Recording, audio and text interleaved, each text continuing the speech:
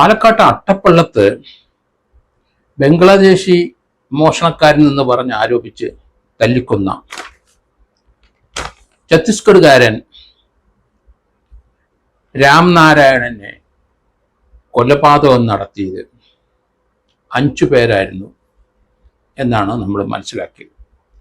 അനുപ്രസാദ്, മുരളി, ആനന്ദൻ, വിപിൻ ഇവരാണ് ആ പാവം പിടിച്ച മനുഷ്യനെ മോഷണക്കുറ്റം ആരോപിച്ച് ബംഗ്ലാദേശിയാണെന്ന് പറഞ്ഞ് ആൾക്കൂട്ട കൊലപാതകം നടത്തിയത്.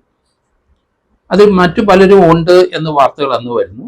ഇപ്പം വരുന്ന പുതിയ വാർത്തകൾ ഈ തല്ലിക്കൊല്ലന് സ്ത്രീകളും ഉണ്ടായിരുന്നു എന്നാണ് വരുന്നത്. ആൾക്കൂട്ട കൊലപാതകം കേരളത്തിൽ ആദ്യമായിട്ടാണ് റിപ്പോർട്ട് ചെയ്യുന്നത്.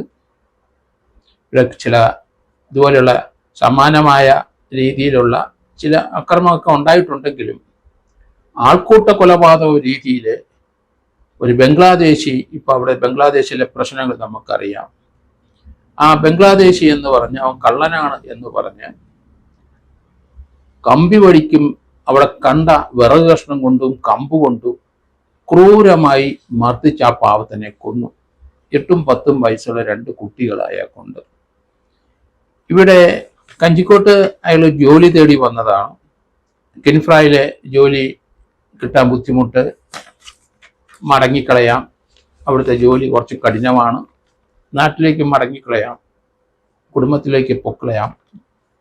അതിനുവേണ്ടി പാവം പണമില്ല, ട്രെയിൻ എങ്ങനെയെങ്കിലും കയറി പോകണം. അവിടുന്ന് നടന്ന് റോഡിലേക്ക് വരുന്ന വഴിക്ക് വഴി തെറ്റി ഇയാളെ കള്ളനാണെന്ന് ആരോപിച്ചു. BJP പ്രവർത്തകരും RSS പ്രവർത്തകരും ഇയാളെ വളഞ്ഞ് ഒക്കെ തല്ലി ഇയാളെ അടിച്ചു. ക്രൂരമായ അടിയായിരുന്നു. ആളെ ആ സമയത്ത് സ്ത്രീകളും വന്ന് ഇയാളെ അടിക്കാൻ, കള്ളനെ അടിക്കാൻ കൂടിയെന്നാണ് പറയുന്നത്. ഏതായാലും 5 പേരെ പോലീസ് അറസ്റ്റ് ചെയ്തിട്ടുണ്ട്. ആ 5 പേരിൽ അനു എന്നയാളും മുരളി എന്നയാളും BJP RSS പ്രവർത്തകനാണ്. 15 വർഷം മുമ്പ് ഇവരവിടുത്തെ DYFI പ്രവർത്തകരായ 2 പേരെ വെട്ടിക്കൊല്ലാൻ ശ്രമിച്ച കേസുണ്ട്. DYFI പ്രവർത്തകരായ വിനോദിനെയും അതോടൊപ്പം തന്നെ CIT തൊഴിലാളിയായ സ്റ്റീഫനെയുമാണ് വെട്ടിക്കൊല്ലാൻ ശ്രമിച്ചത്. ആ കേസ് ഇപ്പോൾ ഹൈക്കോടതിയുടെ പരിഗണനയിലാണ്. അവർ 2 പേരും ഈ ആദ്യം അറസ്റ്റ് ചെയ്ത 5 പേരിലുണ്ട്. അവർക്ക് ഒരു പാഠം ഇതുവരെ പഠിച്ചിട്ടില്ല. ആൾക്കൂട്ട കൊലപാതകം കേരളത്തിൽ ഇതുവരെ റിപ്പോർട്ട് ചെയ്തിട്ടില്ല. ആദ്യമായിട്ടാണ് ഒരാളെ കേരളത്തിൽ തല്ലിക്കൊല്ലുന്നത്.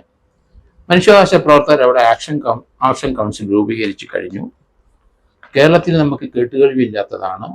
കേരളത്തിലെ സാംസ്കാരിക നിലവാരം, ഇവിടുത്തെ ആൾക്കാരുടെ വിദ്യാഭ്യാസം വെച്ച് ഇങ്ങനെയുള്ള പ്രവർത്തികളൊന്നും കേരളത്തിൽ നടക്കാൻ പാടില്ലാത്തതാണ്.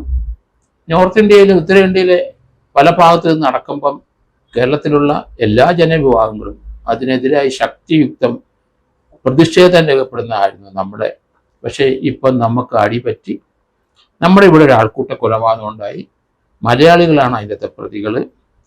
അതിനകത്ത് നേരത്തെ കുറ്റവാളികളായ BJP RSSകാർ അവർ 4 പേര് ഇതിനകത്തുണ്ട്.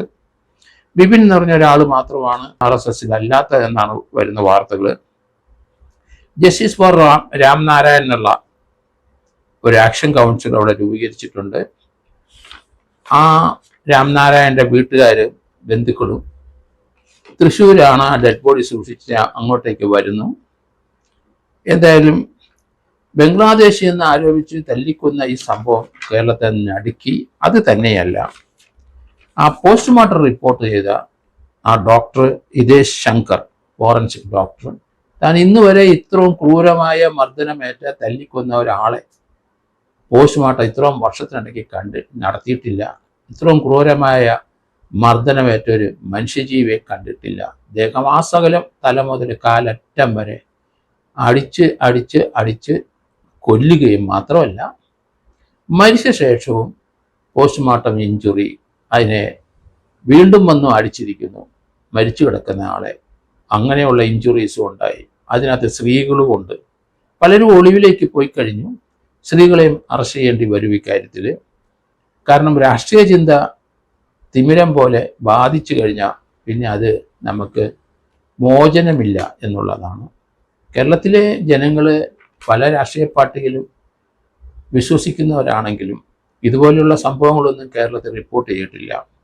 ബംഗ്ലാദേശ് എന്ന് ആരോപിച്ച ആ പാവത്തിനെ തല്ലിക്കൊല്ലുമ്പോൾ അവർ ചിന്തിക്കുന്ന ഒരു ഭാര്യയും 2 മക്കളും ഉണ്ട്, 8ഉം 10ഉം വയസ്സുള്ള അനാഥരായ കുട്ടികൾ. ഇപ്പം അത് എൻ്റെ ഒരു ബന്ധു ശശികാന്ത് ബാഗേൽ അവിടെ ഉണ്ട്. അദ്ദേഹം ഇയാൾ ബംഗ്ലാദേശിയല്ല, ഛത്തീസ്ഗഡുകാരനാണ് എന്ന്. ഇയാൾ മോഷണത്തിനൊന്നും വന്ന മനുഷ്യനല്ല, കൂലിപ്പണി ചെയ്ത് ജീവിക്കുന്ന ആളാണ്. അയാളെയാണ് ഈ ആരോപണം വെച്ച് ഇവർ തല്ലിക്കൊന്നത്. എന്തായാലും ഈ സംഭവം കേരളത്തെ നടുക്കിക്കഴിഞ്ഞു. ആ പോസ്റ്റ്മോർട്ടം ചെയ്ത ഡോക്ടർ ഇങ്ങനെ മനുഷ്യനെ തല്ലിക്കൊല്ലുന്ന രീതിയിൽ ഉള്ള മുറിവുകൾ അദ്ദേഹത്തിൻ്റെ ഇത്രയും വർഷത്തെ ഫോറൻസിക് പോസ്റ്റ്മോർട്ടത്തിലൊന്നും ഇത്ര പരിക്ക്, 1-2 വെട്ടി, തലയ്ക്ക് വെട്ടി, അല്ലെ കഴുത്ത് വെട്ടി, അല്ലെ നെഞ്ചി കത്തി കുത്തി ഇറക്കി, ഇങ്ങനെയൊക്കെയുള്ള ധാരാളം കേസുകൾ പോസ്റ്റ്മോർട്ടം ചെയ്തിട്ടുണ്ട്. പക്ഷേ തല മുതൽ കാല് വരെ പാമ്പിനെ തല്ലിക്കൊല്ലുന്ന പോലെ അടിച്ച് കൊല്ലുന്ന ഒരു രീതി കേരളത്തിലുണ്ടായിട്ടില്ല. പക്ഷേ അദ്ദേഹം പോലും കരഞ്ഞുപോയി ഈ മനുഷ്യൻ്റെ അവസ്ഥ കണ്ടിട്ട്. കാരണം തലയിലെ ബ്ലീഡിങ് കൊണ്ടാണ് മരണകാരണം, പക്ഷേ നട്ടെല്ലും റിബ്സും ഒടിഞ്ഞിട്ടുണ്ട്. അതുകൊണ്ട് ഈ രീതിയിലുള്ള പെരുമാറ്റക്കാരെ കർശനമായ നടപടികൾ പോലീസ് എടുക്കണം. സ്ത്രീകൾ അതിനകത്ത് കൂട്ടുകൂടിയിട്ടുണ്ട്, അവരെ അറസ്റ്റ് ചെയ്യണം. ഒരു ദയ ഇവരോട് കാണിക്കാൻ പാടില്ല. അതിൽ 2 പേര് BJP RSSകാർ നേരത്തെ തന്നെ അവർ കേസിനകത്ത് വെട്ടി കേസിൽ ഉൾപ്പെട്ടവരാണ്. അതിൽ അവർ ജാമ്യത്തിൽ നിൽക്കുന്നു, ഹൈക്കോടതി കിടക്കുകയാണ് അവരുടെ അപ്പീല്. അങ്ങനെയുള്ളവരും കൂടെ ചേർന്നാണ്. അവർക്കൊന്നും ഒരു മാനസികമായ ഒരു പരിവർത്തനം ഉണ്ടായില്ല. നേരത്തെ ഒരു കേസുണ്ടായിട്ട് അതിന് രാഷ്ട്രീയ പാർട്ടികളുടെ പിന്തുണ ഉണ്ടായിരിക്കാം വീണ്ടും ഇതുപോലുള്ള കൃത്യങ്ങൾ ചെയ്യുന്നത്. പാവം പിടിച്ച ഒരു മനുഷ്യനെ തല്ലിക്കൊന്നതാണ്. അവിടെ ട്രേഡ് യൂണിയനോ അങ്ങനെ വാശിയോ വൈരാഗ്യമോ രാഷ്ട്രീയ ചിന്തയോ ഒന്നുമില്ല. വെറുതെ വന്ന ഒരാൾ, അയാൾ മോഷണക്കാരനാണ് തോന്നി, ആയിക്കോട്ടെ, പാവം പിടിച്ച ആള് വിശന്ന് വരിഞ്ഞാൽ ഏതെങ്കിലും എടുത്ത് മോഷ്ടിച്ചാൽ അങ്ങനെ തല്ലിക്കൊല്ലാൻ പറ്റുമോ ഇന്ത്യയിൽ? എന്തായാലും അതിശക്തമായ നടപടി ഇവരുടെ പേരിൽ ഉണ്ടാകും എന്ന് കരുതുന്നു.